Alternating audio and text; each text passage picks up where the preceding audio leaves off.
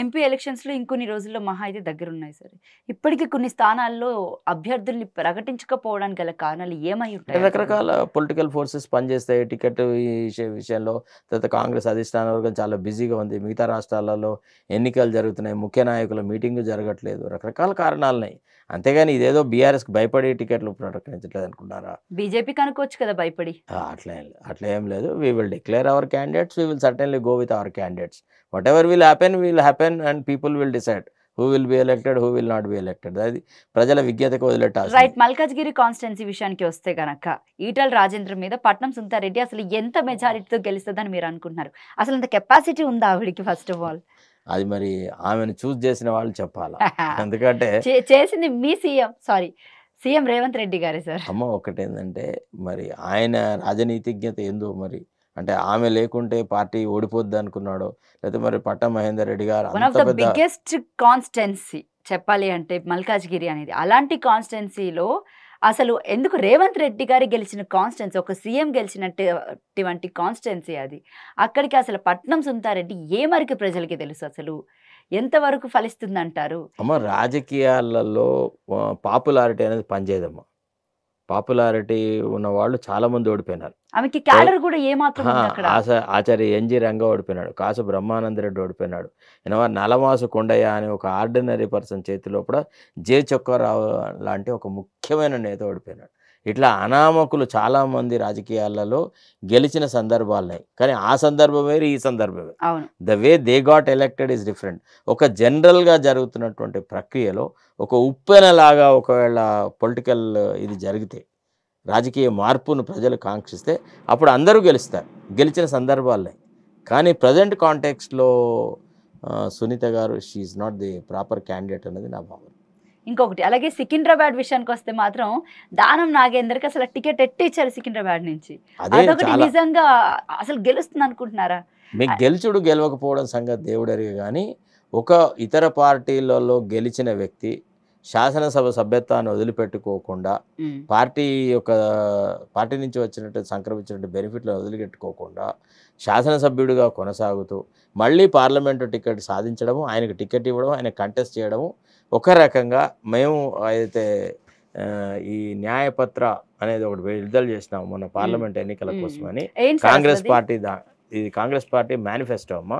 ఇది మేనిఫెస్టోలో ఏదైతే మేము పొందుపరిచినామో దానికి వ్యతిరేకంగా ఉంది. అక్కడ I'm not happy with the way his nomination has been made. He has been chosen as a party candidate.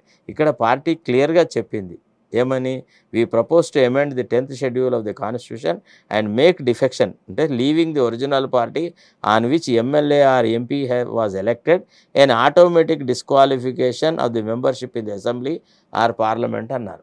ఒక పక్క రాజ్యాంగంలోని 10th షెడ్యూల్కి ఈ రకమైనటువంటి అమెండ్మెంట్ తీసుకువస్తాము, రాజకీయాలలో కూడా ఈ పార్టీ ఫిరాయింపులను కాంగ్రెస్ పార్టీ ప్రోత్సహించదని మేనిఫెస్టోలో డిక్లేర్ చేస్తూ పచ్చి అవకాశవాద ధోరణి గల నాగేందర్ని పార్టీలో చేర్చుకొని ఆయనకు సికింద్రాబాద్ టికెట్ అలాట్ చేయడం మాత్రం ఇది సరి అయిన రాజకీయ చర్య కాదు.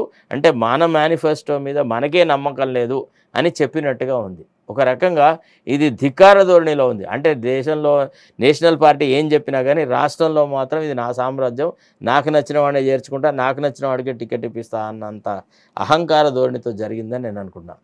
I don't think.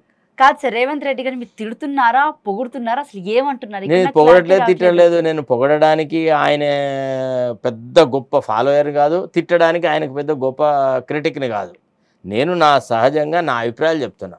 ఒక స్వచ్ఛందంగా భారత రాజ్యాంగం ప్రసాదించినటువంటి నా ఫ్రీడమ్ ఆఫ్ స్పీచ్ని వినియోగించుకొని నా యొక్క ఆలోచనతోని, నా బుద్ధి కుశలతోని నేను ఏది కరెక్టు ఏది కాదు అనే విషయం చెప్తున్నా. పాలేంటివి నీళ్ళేంటి అని చెప్తున్నా.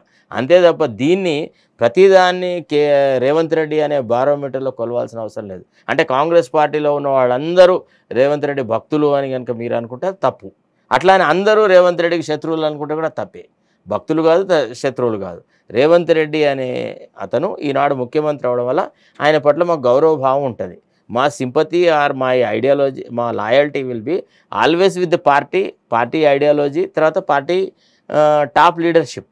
ఆయన పట్ల కూడా గౌరవం ఉంటుంది, పిసిసి అధ్యక్షుడి పట్ల కూడా ఉంటుంది. అట్లా అని అట్ ద సేమ్ టైం ఆయన పట్ల గౌరవభావం వేరు. ఇప్పుడు పిల్లవాడిని మెచ్చుకోవడం వేరు, పిల్లవాడి దొడ్డితో ఉన్నప్పుడు కూడా వాడిని ఎత్తుకోవడం వేరు. మన పిల్లవాడైనా వాడు దొడ్డితో ఉంటే ఏం చేస్తాము, కడగకుండా అయితే ఎత్తుకోం కదా, ఎత్తుకుంటారా? కడుగుతాం. ఇది అంతే కదా, ఇది కూడా అంతే. ఆ తప్పుడు నిర్ణయాలను విమర్శించలేనప్పుడు ఆ పార్టీకి you are not an asset, you are rather a liability. భజన పరులు ఎప్పుడు ఏ రాజకీయ పార్టీని బాగుపరిచిన సందర్భాలు లేదు. రైట్. మరి ఎంపీ రంజిత్ రెడ్డి విషయానికి వస్తే ఆయన గురించి ఏం చెప్తారు? ఆయన బీఆర్ఎస్ పార్టీ నుంచి అదే చేవల నుంచి టికెట్ ఇస్తానంటే కంటెస్ట్ చెయ్యను అని వెళ్ళిపోయిన వ్యక్తి, మరి కాంగ్రెస్ పార్టీ నుంచి టికెట్ ఇవ్వడం గురించి ఏం చెప్తారు? There is one proverb in English, birds of same feather flock together అని. అంటే ఒకే రకమైనటువంటి రెక్కలు గల పక్షులు ఒకే గుంపులో పోతాయి అని. సేమ్ దాన నాగేందర్, తర్వాత Ranjith Reddy, Patnam Mahender Reddy, Sunitha Reddy, these are all birds of same feather. వీళ్ళంతా అవకాశవాదుల గుంపు. వాళ్ళు వచ్చి వాళ్ళకి ఇప్పుడు ఈనాడు అక్కడ తిండి దొరకదన్నప్పుడు ఇక్కడ తినడానికి వచ్చిన పక్షుల్లాగానే భావిస్తాను తప్ప వాళ్ళని సహజంగా కాంగ్రెస్లో ఇముడుతారు అని నేనైతే అనుకోను. రైట్. ఎంపీ ఎలక్షన్స్లో ఎన్ని సీట్లు వస్తాయి అనుకుంటున్నారు? అది నేను జ్యోతిషం చెప్పనమ్మా, వి విల్ ట్రై. ఇప్పుడు ఒకసారి మొత్తం టికెట్ల ఛాన్స్ ఉందంటారు అట్లీస్ట్?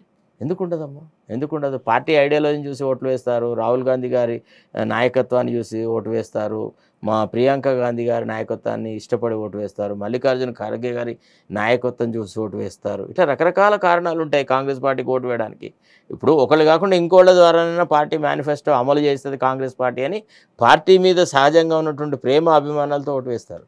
వ్యక్తులు ప్రధానం కాదమ్మా. ఈనాడు X will be the chief minister, tomorrow Y may be chief minister, that is a different thing. But the Congress party as a party, it will not allow anybody to make the party manifesto a laughing stock.